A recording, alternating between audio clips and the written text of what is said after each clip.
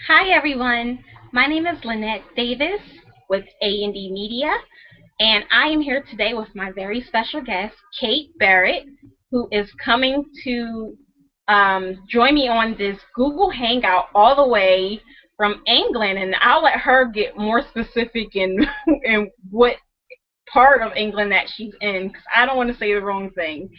Either way, either way, Kate, I am so happy to have you here. So tell me a little bit about yourself and how's it going over there?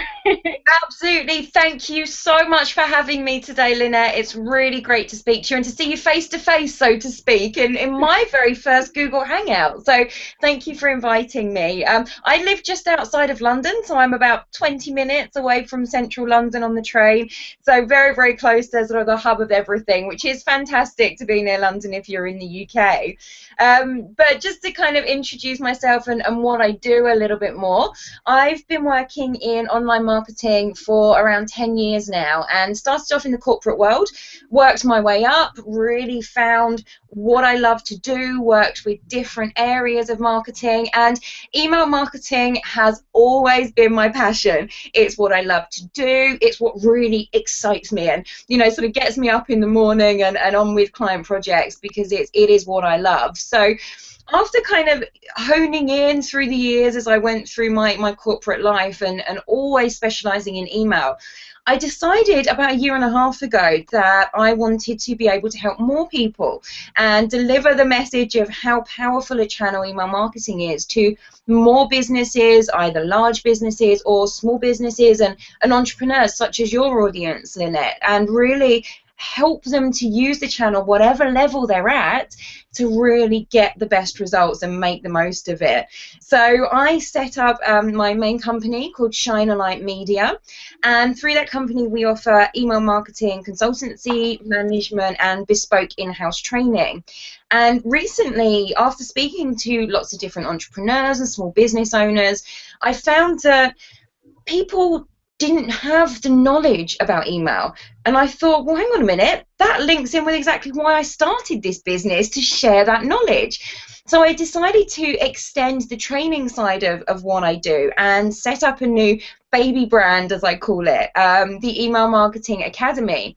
And we've really sort of in an exciting stage at the moment. We've just launched the first online training program, which is a beginner's guide to email marketing. So it's been a fantastic journey so far as an entrepreneur. I'm absolutely loving it and loving being able to help lots of different people with their email marketing, from building their list to optimizing their efforts and solving problems. So really, really great so far.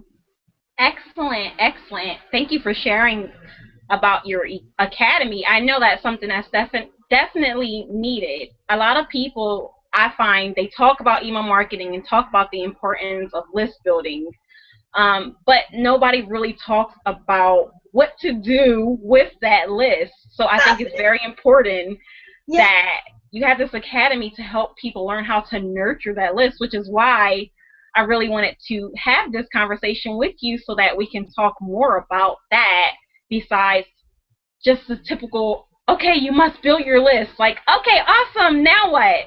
Exactly, and do you know what? That's exactly what prompted me to set this up and to provide training courses, and there'll be sort of more coming in the future. But exactly, once you've built your list, what do you do with it? How do you talk to people? How do you get that response? What do you do when people aren't responding anymore? How do you use the technology to make your life easier and provide those really targeted, relevant communications to people? So absolutely, we do look at list building in the course. Of course, it's really important and you have to have a sustained, focused effort on your list building. But what you do after is way more important. It's far better to have a small quality list than a large list that's got everyone and everyone on it, who may not even necessarily really want to hear about your product and service. So it's building that targeted list and then knowing how to communicate with them properly and in the best way to get the best results afterwards. Perfect. So, speaking of being able to communicate, as you know, social media has been becoming one of the many venues, but a very important one where we focus our communication. So, what is your understanding of the important interaction between email marketing and the use of social media, networking tools? I think that they are inexplicably linked together. I think they both work best when they're working in conjunction with each other. So you've got two sides to it, really. The first side is using your social media channels to drive people to opt into your email list so that you can communicate with them on an well, I'm getting tongue-tied here, on an ongoing basis. So, social media channels, Facebook, Twitter, Pinterest, Google Plus, they're owned by those companies. So just because somebody likes your page, although that's fantastic, you don't have ownership of their interest, so to speak. If Facebook, decided to close down tomorrow, or a recent example a few weeks ago, Facebook, I believe, went down for about 15 minutes and there was worldwide panic that people couldn't post their cat pictures on Facebook.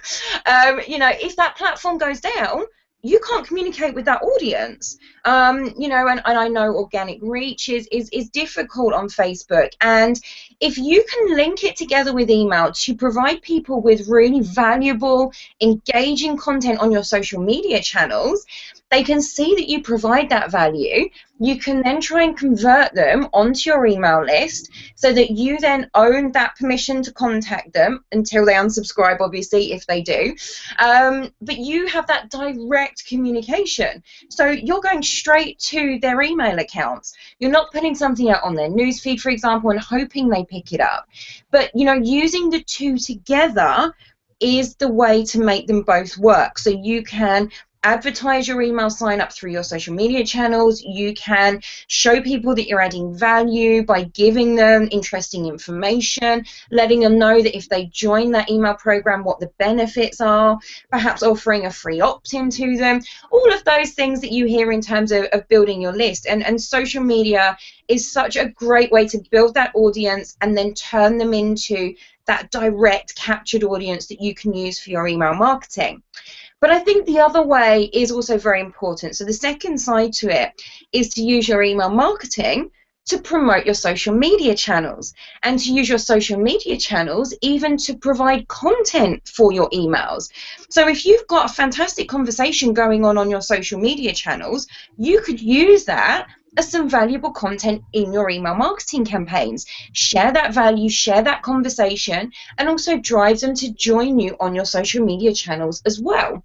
Because let's say when somebody unsubscribes, for example, which does happen, people may choose not to be part of your email list anymore. And during that unsubscribe process, you could prompt them to join your social media channels. Because just because they don't want to receive your emails anymore doesn't mean they don't want to hear from you. They may just want to connect with you in that slightly different way. Also, allowing people to share your email content onto social media, always promoting your social media channels and to come and follow you or to like your social media channels through your email marketing is a great way to connect the two. So I think, to come back to your original question, they really do work hand in hand, and you can use each of them to provide a really big benefit for the other. So it really goes sort of in a vice versa way with both of them and the benefits. But yeah, no, I'm a big believer in integrating marketing and using your marketing channels together. Absolutely. I couldn't agree with you more. It's like there's not much more I can really add to that, because you pretty much covered everything that I already felt. But now I'm like, yes, I am justified in my feelings. Same So way. there it is. Awesome sauce. Okay, so speaking of email marketing, another question, and I'm going to actually use this because this came about in social media. So, Brilliant. Excellent. so a lot of, well, I primarily work with coaches and consultants in the services that I deliver. And a lot of them, there's so many options out there to deliver their valuable content via email. And I just want to hear, your take on what do you feel are some of the best tools out there. I mean, there's so many. Yeah, absolutely. And that is kind of a blessing and a curse. There are thousands of email service providers, ESPs, out there. So ESPs provide the physical sending technology for you to get your emails out to your audience, to use their technology to make your life easier. So what I usually say here is there are 3 levels of ESP. You've got your entry level, your low cost email service providers, so your MailChimps, Awebers, Constant Contacts, that kind of service providers. So they will have low cost services, but they will have a limit to the functionality that they allow you. Then you've got your medium level services, which again go up in functionality but go up in price as well. And then you've got your higher level services. So again, they go up even more in price. And that's really, once you're a larger enterprise, you have 1 million+ people on your database, you really need to get very, very sophisticated with the data that's coming through. Those kind of systems would be perfect for you. So what I usually say here is there are systems that I use and have used before. So in terms of higher level systems, you've got Smart Focus, Dot Mailer, Emarsys, Exact Target. You know, there are lots of them. And on the lower levels, for example, MailChimp, Aweber, Constant Contact that I mentioned before. And I think what's important here is not for me necessarily to recommend a specific system, because the reason I say that is every system provides slightly different functionality, slightly different sort of user interfaces. And taking MailChimp for an example, some people love that system. They absolutely love it. They find it the easiest thing to use in the world. I do. Other people hate it. They absolutely hate it. So you really need to decide what's important for you. So you want to work through your email marketing objectives, and once you know what you want to get out of your email marketing activity, you can start to look for a provider that provides the services you need, so the technology. So that might be triggered emails, or also called autoresponders, that you can set up in your system. They are triggered by a certain action or behavior. So for example, it could be based on somebody's sign-up date, so the date they come into your database, and your system will automatically trigger a series of emails, so a sales funnel, for example, using that technology and using those triggers to automatically send them. You may want to look for dynamic content, which automatically changes sections of your email depending on who's receiving it. So, for example, you could build one email template, but have it automatically change the sections depending on whether the recipient is male or female. So you can see there's lots of different technologies that you need to explore what you want to get out of email marketing before you choose the right system for you, to make sure that it accommodates what you want to do now. So that might just be to start sending a regular newsletter, or it could be to send out special offer emails, or it could be to get a little bit more advanced using those technologies. But you need to know where you are now and where you want to be 6 months, 12 months in the future. And that may sound something that's quite hard to do, but it's just thinking ahead a little bit and thinking, do I want to get more personalized in my communications? Do I want to deliver more relevant, interesting content? Do I want to be able to test different aspects of my email to make sure I'm really optimizing every send that I'm doing? So it's thinking through these objectives and then matching them with the technology that's available.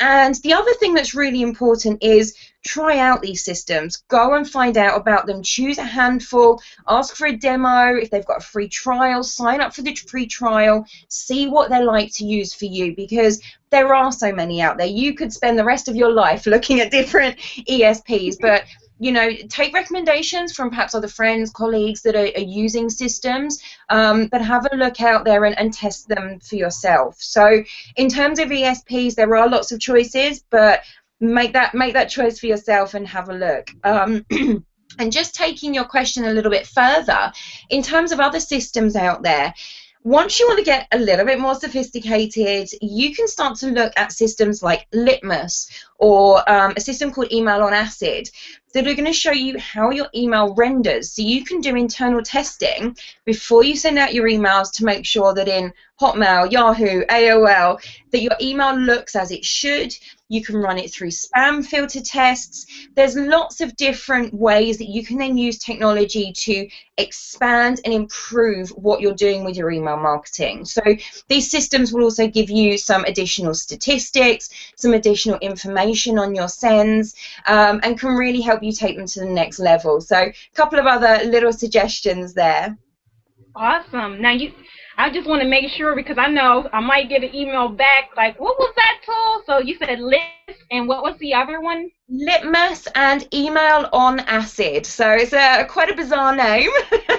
Yeah. But it's a great system, and definitely to have a look at and consider in the future if you're looking at. Obviously, there is an additional cost attached to these systems, but they're certainly not the most expensive out there. They're not the most cheap out there. So worth having a look at and seeing if there's anything they can do to help you with your email marketing in terms of extra statistics and some extra testing that you can do. Perfect.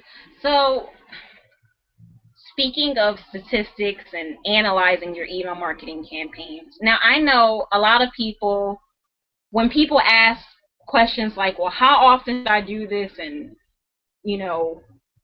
what are the best times to do that, the typical answer people usually go is look at your statistics. But the thing is, not everybody when they're first starting out has statistics to really compare anything to. So I'm keeping that person in mind. So we have to have a starting point, right?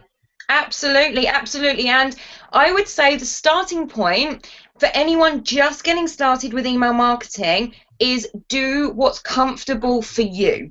And the key here with email marketing, with creating content for your website, blog content, social media content, it works across all these channels.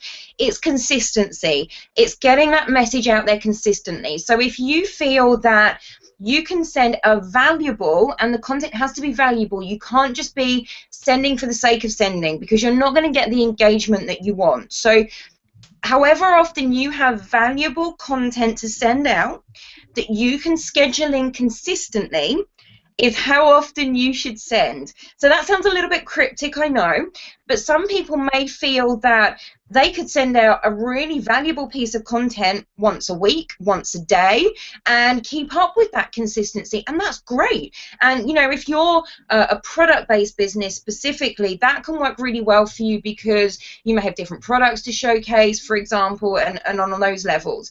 But from a consultant side, for example, or a coach's side, I've seen an example of a coach who sends out a daily email, but this email has one sentence in it.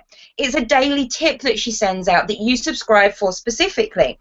So it depends what your strategy is, what you want to offer to people, and how often you can keep up with that valuable content. So creating 365 sentences might actually be something that's easy to do, to provide a tip a day. But providing decent email content, and we don't want to do long email content, we want to keep it nice and short, but creating that value might be only something that you feel you can consistently do once a month. So for example, if you have a blog and you blog once a month, you could include that blog content as your email content. And again, integrate the channels and use email to deliver your blog content to your subscribers. But you have to do what's comfortable for you. Then what you can do is, as you progress in the future, if you feel that you could increase the frequency with keeping the value still, you can then ask subscribers, would they like to receive the more frequent emails? Some will say yes, some will say no. And again, you can start to get a little bit more advanced with segmenting your database and sending slightly different communications to different groups of people in your list. So it's what works best for you. Now, in terms of what time of day or day of week to send an email, you do need to look at your statistics, and that's something that, as you said, only comes after you've had time to start running email campaigns. So testing is really important for anything that you do with your emails. So creating a testing strategy to see which day works best for you. Perhaps you could let's say you have 500 people on your list, let's say, for example, or even 100 people on your list. You could, in theory, segment your database into 5 lists, and then you could send the same email but to those 5 different lists on a Monday, Tuesday, Wednesday, Thursday, Friday, and see which segment creates the best results. Now, that's quite a crude way to do it, but when you're getting started, you have to use what you've got. Now, in different industries, there's blog posts out there that have amalgamated different client statistics to come up with, the best average time and day of the week. Let's say, some might say it's on a Tuesday morning at 10 a.m. And if you want to use that research that you found as a starting point, absolutely do it. But just keep in mind that the more people that read that blog post and then use Tuesday at 10 a.m. as their sending time, the less effective that send time is going to be, because the more people are going to be sending at that time. So it dilutes it. And we also need to remember that an average is exactly that. Some people will send at 11 a.m., some people might send at 9 a.m. Again, it's an average. So take industry statistics with a pinch of salt, use them as a starting point by all means, but work in a way to have a testing strategy for you as you go forward. And the most important thing is consistency. So if you want to send out once a month, send it out on the 5th of every month, or whatever date that you choose, or the first Friday of every month, or if it's every week, send it every Tuesday, every Wednesday, every Thursday, but keep it consistent. So hopefully, that helps to answer your question. Unfortunately, it's not something that I like to answer directly, because I think to say Tuesday at 10 a.m. and once a month is the perfect time to send is really misleading, because it's different for everybody, and different industries are different businesses are different, and different audiences are different. So do what works best for you. Perfect answer. No, I think that you did a really good job at explaining that, especially when a key part to me was when you said, okay, follow statistics, but if everybody follows that, it's not going to be that accurate, because not everybody's email is going out at the same time, and now you're lost all up in the sea, and you don't get to be the purple cow anymore, as Seth, Yeah. Exactly. So do what works best for you, and also just remember, different people on your list may be from different time zones. So just 10 a.m. UK time is, I think, in the middle of the night for you, or or you go backwards. So you need to look at time zones as well. That's really important. And some ESPs, the technology will allow you to do that automatically. But again, have a look into that and the technology available. Yes, perfect point too. Yeah, because it is in the afternoon here right now. I do still see the sun shining on your side, but I have no idea. Yeah, it's 20 to 6 my time, so. Oh, wow. Okay, yeah, we have quite a bit of a time zone, so. Yeah. I'm not going to keep you too long then. So this is going to be this is going to be the last question. I'm going to wrap it up, so that you can prepare for dinner and everything. Don't worry, I've got the boyfriend doing dinner. Don't worry. Oh, smart move. Yeah. Awesome. Okay, so my final question then would be, and it is as it relates to what I do, since I do done for you services. I find that a lot of prospects or leads might come, and they're in the groups, and they're just not sure what to outsource and what they're supposed to do themselves. So in regards to email marketing, what do you suggest that, say, a coach or a consultant should outsource to someone who might take you up for your actual management service versus your consulting side, or come to my company for specifically needing somebody to do some of that email marketing for them as it relates to their social media? Absolutely. So I think that's a really interesting question, and again, I think it's on a per company basis. So if you have the time, the resources, and the want to do it all yourself, then absolutely, go out there, learn about the channel, because email marketing underpins every other marketing channel that you have. Any traffic you're driving to your website, you want to be getting them on your email list. So learn about it. explore it, love it the way that I do, because it is so powerful.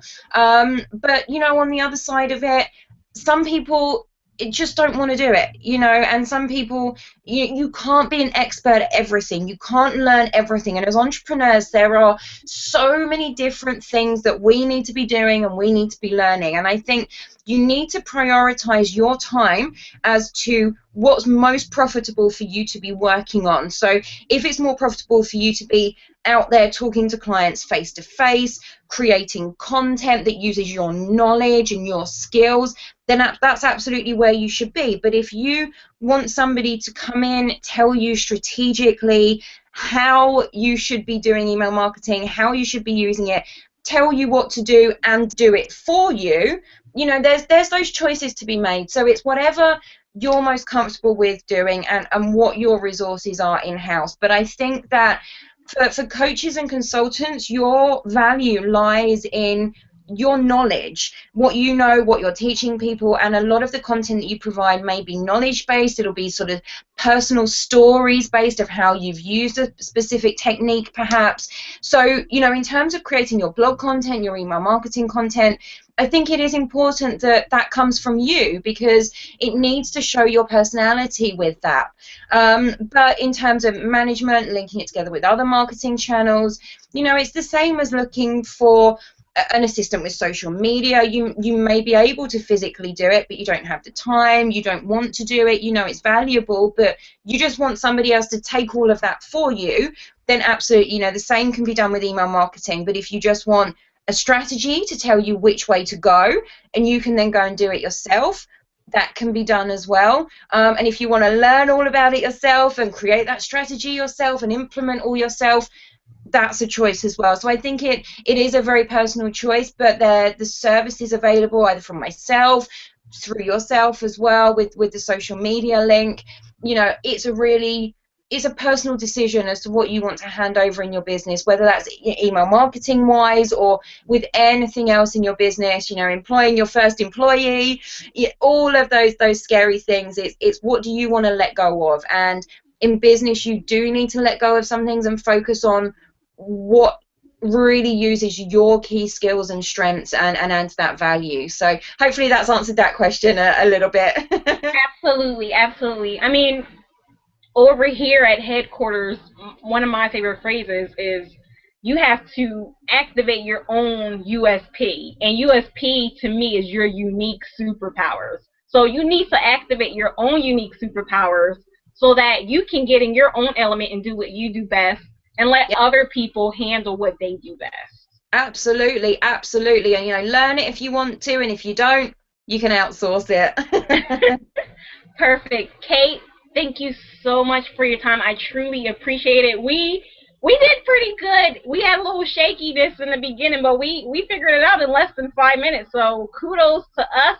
Kudos to you for this being your very first hangout. So I'm honored. Thank you so much for inviting me. It's been really fantastic to talk to you, and some great questions. Awesome, awesome. Kate, until next time, take care. Take care. Bye. Bye-bye.